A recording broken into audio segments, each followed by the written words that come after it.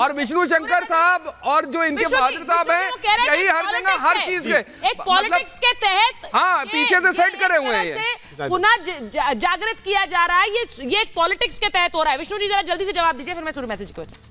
हाँ देखिए जवाब साहब को मुझे लगता है इस केस के थोड़े फैक्ट्स मैं बता देता हूँ। नवंबर जो 1991 है उसमें पहला मुकदमा दायर हुआ था, उसका सिविल सूट नंबर है 610 ऑफ 1991।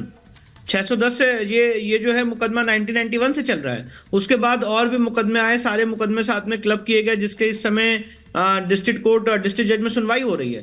तो ऐसा नहीं है आज मुकदमा आया जब बाजी, अपने फैक्ट्स को थोड़ा करेक्ट कर लीजिए। नवंबर 1991 में प्लेसेस ऑफ वर्शिप एक्ट जब लेकर के आया गया इस देश के अंदर, और उस देश के अंदर जिस वक्त डिबेट हो रही थी लोकसभा और राज्यसभा के अंदर, वहीं से पारित होकर के आया ना, इसी देश की संसद ने पारित करा। और लोकसभा के अंदर सुषमा स्वराज जी थी और राज्यसभा के अंदर आप देखेंगे जाकर के अरुण जेटली साहब थे। उसके बाद ये डिसीजन निकल के आया गया, और खास तौर से मथुरा और काशी का भी उस डिबेट के अंदर जिक्र है। आप मानेंगे नहीं किसी चीज को, दिक्कत इस चीज की है, जिसको मानना होगा वो मानेगा, नहीं मानना वो नहीं माना। आपने 6 दिसंबर वो जवाब दे रहे हैं, जवाब साहब आज कहां स्टूडियो में होने का एडवांटेज नहीं। हाँ बोलिए जल्दी से विष्णु जी जवाब दीजिए। वो कह रहे हैं पॉलिटिकल बेनिफिट देख के किया जा रहा है। हाँ। नहीं इसमें कोई पॉलिटिकल बेनिफिट नहीं है, कोर्ट की प्रक्रिया है। हाँ। कोर्ट किसी पॉलिटिकल पार्टी के आधार पर नहीं चलती है। कोर्ट एक इंडिपेंडेंट बॉडी है जो अपनी इंडिपेंडेंटली काम करती है। जवाब साहब ने यहाँ प्लेसेस ऑफ वर्शिप एक्ट की बात कही, मैं ये कहना चाहता हूँ इनको बड़ी संजीदगी से, प्लेसेस ऑफ वर्शिप एक्ट तो हमारे पक्ष में लागू होता है। वहां पे पूजा, आप थोड़ा डेट इसको नोट करिए। प्लेसेस ऑफ वर्शिप एक्ट आया है जुलाई 1991 में, यहाँ पे पूजा हो रही थी नवंबर 1993 तक। सेक्शन 3 क्या कहता है जवाब भाई प्लेसेस ऑफ वर्शिप एक्ट का, कि जो जैसी स्थिति है उसको वैसे ही रखा जाएगा। तो स्थिति बदली किसने? सेक्शन 3 का वायलेशन किया किसने?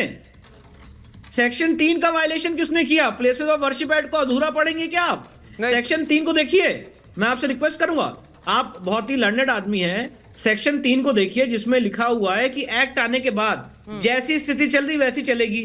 तो जो स्थिति चल रही थी उसको क्यों बदला गया? नहीं तो फिर आप क्लेम छोड़ेंगे और एक बार आप फिर और जगह पे क्लेम एक सेकंड और जगह पे क्लेम छोड़ देंगे आप, एक और जगह पे फिर आप क्लेम छोड़ देंगे ना? मैं बता आप और जगह पर क्लेम छोड़ देंगे, मथुरा और काशी में भी यही है। मैं सूर्य मैथिल जी के पास जा रही हूं। एक मिनट, सूर्य मैथिल जी वो सीधी सीधी बात बोल रहे हैं कि वो कह रहे हैं कि अगर आप उठकर अगर आपने अब क्लेम करना शुरू कर दिया, पूजा का अधिकार मिलना ये एक बड़ी बात है। उन्होंने कहा इसे जीत हार के नैरेटिव मत बनाइए। क्या जीत हार के नैरेटिव से दिक्कत है?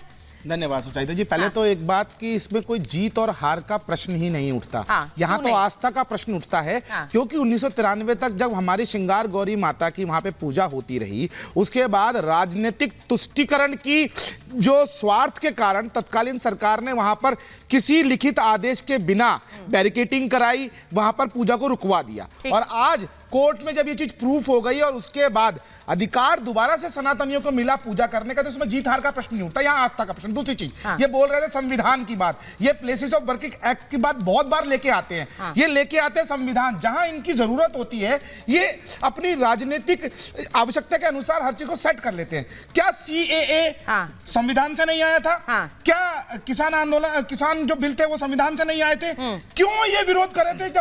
जब बिल को संविधान से आए थे और संसद से आए थे, तो आप क्यों विरोध कर रहे थे? और मैं ये बताऊं कि नहीं मैं एक बात बताऊं, 2-3 दिन पहले हम जब CAA पर चर्चा कर रहे थे तो कादरी साहब भी हमारे साथ थे और उन्होंने कहा कि इसको लेकर एक भ्रम नहीं फैलाने की कोशिश करनी चाहिए। अब मैं कादरी साहब आपसे पूछ रही हूं, यहां पर कुछ मौलाना है जो कह रहे हैं कि यहां एक समाधान निकलना चाहिए, मिल बैठकर बातचीत से ज्ञानवापी के लिए। अयोध्या के बाद ये बड़ा संदेश आ रहा है। कादरी साहब देखिए, जो गौरी श्रृंगार की पूजा के लिए जो काम हिंदू पक्ष की तरफ से किया गया था, आज कोर्ट ने उन्हें उस बात की इजाज़त दे दी जो 1993 तक वहाँ पर पूजा हुआ करती थी। और एज पर 1991 वर्शिप एक्ट उनको रोकना गलत था, ये मैं आपसे कह रहा हूँ, क्योंकि पहले से वहाँ पूजा होती आई थी, पूजा हो रही थी। 1993 में एक पॉलिटिकल स्टंट लेते हुए वहां पर जो भी सरकार थी वो सरकार ने उस पूजा को रोका और एक नए विवाद को वहां पर जन्म दिया गया।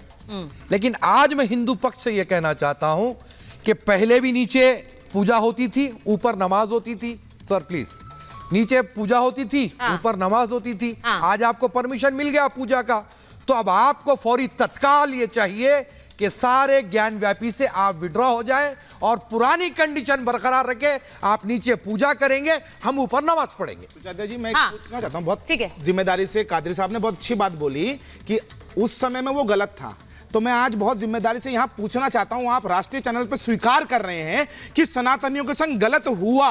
1993 तक वहां पूजा होती थी और बिना किसी आदेश के वहां से पूजा रोकी गई, बैरिकेटिंग की गई। सुन लीजिए ना कादरी साहब, सुन लीजिए ना, मैं आपके बीच में नहीं बोला। देखिए, यहाँ पर आपको स्वीकार करते हुए मुझे बहुत साधुवाद दे रहा हूं, लेकिन आप मुझे ये बताइए कि जब कोर्ट ने आदेश दे दिया, विष्णु शंकर जैन जी ने इतनी मेहनत की, सभी सनातनियों ने संघर्ष किया, उसका आज रिजल्ट आया। जब ये रिजल्ट नहीं आया था, तब आप झंडा लेके क्यों नहीं खड़े हुए कि हिंदुओं को उनका अधिकार मिलना चाहिए?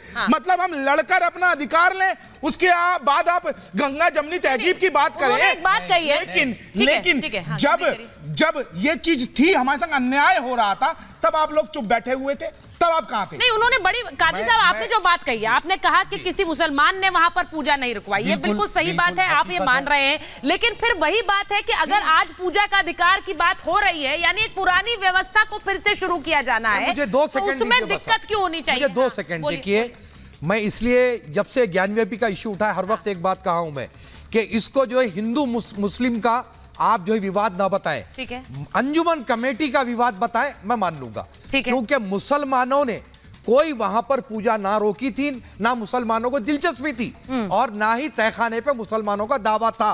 ऊपर नमाज होती थी, नीचे गौरी श्रृंगार की पूजा होती थी। और मैंने ये कहा, कई बार कहा, तो आप क्या ये कह रहे हैं कि आज भी ज्ञानवापी का मुद्दा सारे मुसलमानों से जोड़ा नहीं जा सकता है? उनको इससे कोई जुड़ाव नहीं है, इसे बनाया जा रहा है कि मुसलमान से जुड़ाव है। हाँ, तो फिर तहखाने से जुड़ाव नहीं है, मैं ये बता नहीं, तो तहखाने से जुड़ाव नहीं है, क्योंकि वहां तो पूजा हो रही थी, वहां पर आपका जुड़ाव नहीं है। आप भाई जो 93 तक आप जो करते आए, आज भी कीजिए। नहीं, तो फिर अगर इंतजामिया कमेटी, एक मिनट, खाने पे दावा, प्रेम जी के पास जाऊं उससे पहले, हुकूमत पे दावा, ये गलत है। नहीं, विष्णु जी वो कह रहे हैं कि इंतजामिया कमेटी का इसको मामला बताइए, तो इसका सीधा मतलब क्या ये समझा जाए कि बाकी मुसलमानों से भी जोड़कर, वो भी तो एक पॉलिटिकल एंगल है। जवाब साहब, इस पर मैं आपसे जवाब लूंगी, बताइए जरा विष्णु जी, सारे मुसलमानों को इससे जोड़ दिया जाए, जो कि वहां पर शायद ज्ञानवापी का एक मुद्दा ऐसा है जो बनारस से जुड़ा हुआ था, लेकिन अब इसे पूरा हिंदू मुसलमान बना दिया। नहीं, देखिए, ये हिंदू मुसलमान का इशू नहीं है। हाँ। ये एक सिविलाइजेशनल बैटल है, और जो गलती हुई है उस गलती को मान लेना चाहिए। यहाँ पे एक प्री एग्जिस्टिंग मंदिर था, ये बात मैं नहीं कह रहा हूँ, ये आर्कियोलॉजिकल सर्वे ऑफ इंडिया ने अपनी रिपोर्ट में कही है। यहाँ पे 17वीं शताब्दी में मंदिर तोड़ा गया, ये बात आर्कियोलॉजिकल सर्वे ऑफ इंडिया ने अपनी रिपोर्ट में कही है। साथ ही साथ 1676 में औरंगजेब ने मंदिर के ही अवशेषों से इस तथाकथित मस्जिद का निर्माण किया। हिंदू मंदिर के पिलर का इस्तेमाल किया गया इस मस्जिद को रीयूज करने के लिए। हाँ। ये सारी बात आर्कियोलॉजिकल सर्वे ऑफ इंडिया ने कही है। विष्णु भगवान की मूर्ति, गणेश जी की मूर्ति, हनुमान जी की मूर्ति, अलग अलग देवी देवताओं की मूर्तियां मिली हैं। अच्छा, जो पश्चिमी दीवारों को मौलाना साहब ये सारी बातें ऐसा ही नहीं कही।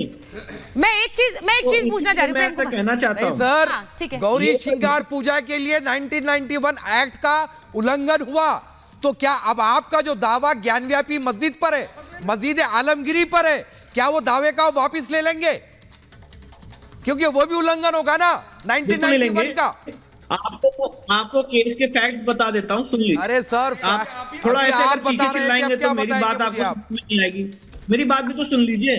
आप स्टूडियो में हैं, मैं यहाँ से जुड़ा हुआ हूँ, तो मैं भी, तो मेरी बात तो थोड़ा सुन लीजिए। आपके घर मैं कहना चाहता हूँ, कोई हम केस वापस नहीं लेंगे, समाधान करेंगे इस बात का। अच्छा, ठीक है, मैं